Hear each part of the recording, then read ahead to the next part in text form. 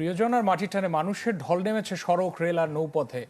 ঈদযাত্রায় ঢাকা ময়মনসিংহ মহাসড়ক অনেকটা যানজট মুক্ত থাকলেও উত্তরবঙ্গের প্রবেশদ্বার চন্দ্রা থেকেই যানবাহনের দীর্ঘ লাইন তৈরি হচ্ছে। দুপুরে পোশাক কারখানা ছুটির পর যানবাহন ও যাত্রীর উপস্থিতি দুটোই বেড়েছে।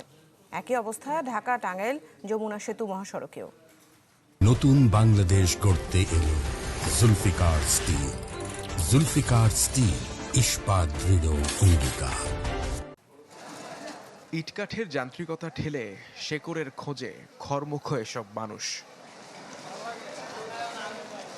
কমলাপুর রেলওয়ে স্টেশনে ভোরের আলো ফোটার আগে থেকেই চোখে পড়ে যাত্রীদের ভিড়।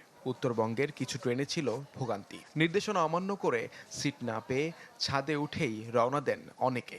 এখানে ছাদ যদি না উঠি তাহলে আমি যাইতে পারবো না। পরিস্থিতি এমন এই পর্যায়ে আসে। 4 সিট পাইছি, তাও কমলাপুর থেকে পাই নাই, জ্যোতিপুর থেকে পাইছি। টিকিট পাওয়ার তো ভোগান্তি আছেই, যেটা অনলাইনে পাওয়ার কথা সে টিকিট পাওয়া যাচ্ছে না। সেক্ষেত্রে হচ্ছে আমাদের ব্ল্যাক কার্ডদের শরণাপন্ন হওয়া লাগছে। ঈদের দ্বিতীয় দিনের ছুটিতে সড়ক পথ সরব অনেকটাই। ঢাকা টাঙ্গাইল মহাসড়কের 10-12 কিলোমিটার এই যানজট ভুগিয়েছে উত্তরের পথের মানুষদের। কয়েকটি রুটে বাড়তি ভাড়া আদায়ের অভিযোগ মেলে সায়দাবাদ বাস টার্মিনালে, যা অবশ্য মানতে নারাজ পরিবহন সংশ্লিষ্টরা। আগে যাইতাম 230 টাকা, ঢাকা থেকে লাকসাম পর্যন্ত। লাকসাম থেকে আসতে 250 টাকা করে নিত, কিন্তু আজকে নিচ্ছে 350 টাকা। আগের ভাড়া ছিল 300, পরবর্তীতে শুনলাম যে তেল নাই, এই বেদায় ভাড়া বাড়ছে। গোপালগঞ্জে যাব 500 টাকা করে ভাড়া দিতাম, সেখানে এখন ওনারা 600-700 করে চাচ্ছে। পুরো বছর যাত্রীদেরকে ছাড় দিয়ে দিই, এখন আমরা সরকারি ছাড়ের ভাড়াটা নিচ্ছি এই কারণ আমরা একদিক থেকে খালি গাড়ি নিয়ে আসতে হয়। তবে মহাখালী গাবতলীতে পাওয়া যায়নি অতিরিক্ত ভাড়া আদায়ের অভিযোগ।